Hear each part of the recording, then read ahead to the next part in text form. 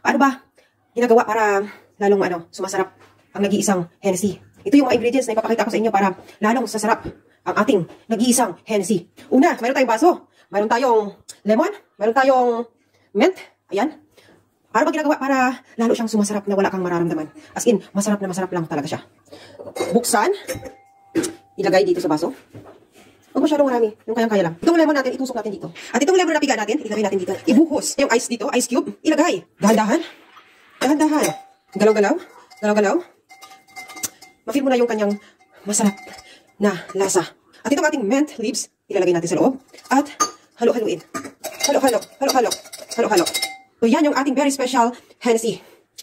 Titikman na natin. So ngayon, para special ang araw mo, titikman natin yung nag-iisang special. Bago yan, syempre bago natin titikman, kailangan kumain muna tayo. Pero akong sauces dito.